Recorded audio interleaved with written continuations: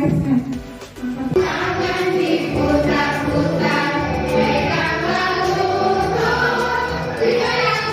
Jika kesehatan dan gizi tidak tercukupi, maka tentunya akan berdampak pada ada hubungannya dengan materi kita hari ini.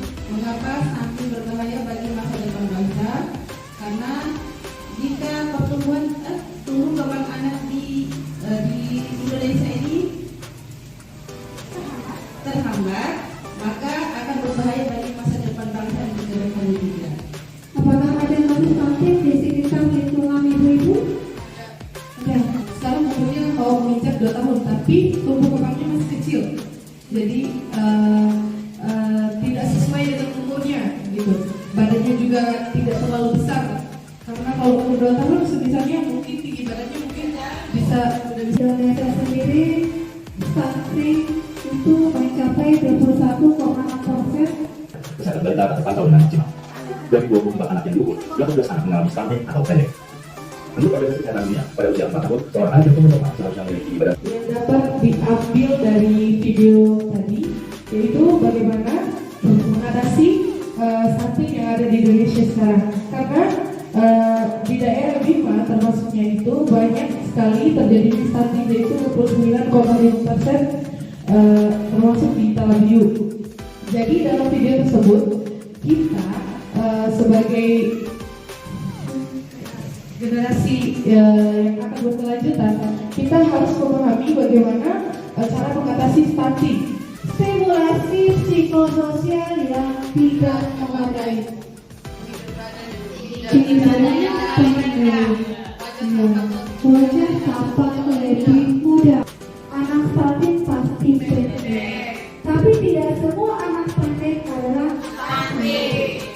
Ya, makanan yang tidak tepat ini biasanya pada bayi yang masih 6 bulan itu ASI eksklusif, tidak boleh diberi makanan tambahan. Faktor lingkungan juga berpengaruh. Pola hidup bersih dan sehat itu berpengaruh sekali terhadap stunting pada kesehatan, pertumbuhan, perkembangan dan produktivitas. Untuk kesehatan bisa menyebabkan obesitas. Rata-rata anak stunting itu mengalami obesitas. Untuk wanita, menstruasi terlambat. Jadi jika ada anak-anaknya yang cepat sekali menstruasinya, itu sehat. Kalau anak kita terlambat pubertas, baru pengaruh terhadap masa depan bangsa, karena perekonomian bangsa itu akan menurun dengan adanya stunting. Ada pertanyaan, kesakitan pada anak stunting itu lebih tinggi. Karena sudah jelas dari penelitian awalnya bahwa stunting itu disebabkan oleh 3.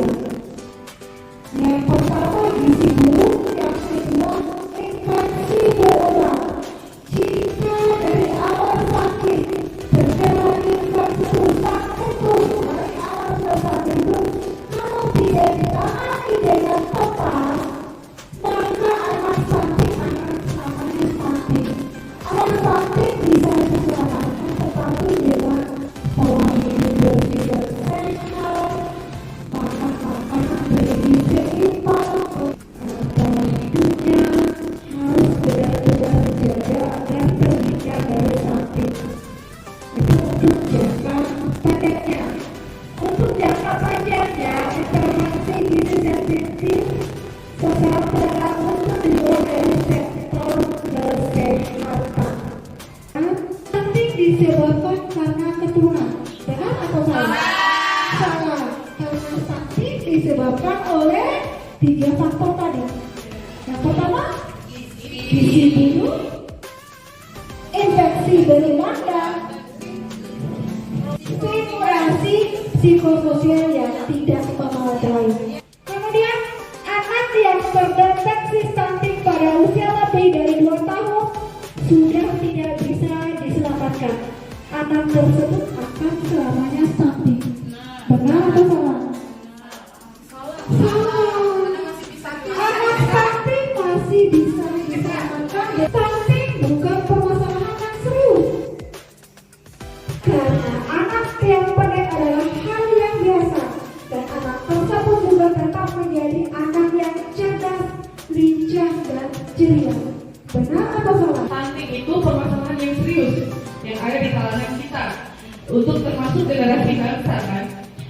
Kenapa saya bilang salah?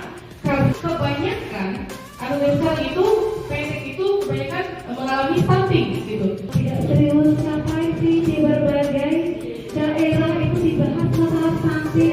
Karena benar-benar merugikan negara. Semua dari kalangan budaya, dari kalangan pendidikan, dari kalangan kesehatan, bahkan presiden terutama mau menghindari angka stunting. Sejak remaja itu di sekolah-sekolah SMA sudah diberi vitamin. Kenapa Dara? Supaya apa? Supaya kesehatannya terjaga. Salah langsung. Kalau untuk menghindari itu harus dari 1000 hari pertama. Masalah stunting merupakan masalah yang harus dituntaskan karena berpengaruh terhadap masa depan bangsa. Hal baru apa yang dipelajari dari sini? Setelah mempelajari tentang masalah stunting ini, yang pertama sekali yang saya lakukan yaitu perhatikan dalam menu atau makanan yang harus kita kasih kepada anak-anak kita, yaitu mengandung gizi yang tinggi, hidup yang sehat. Itu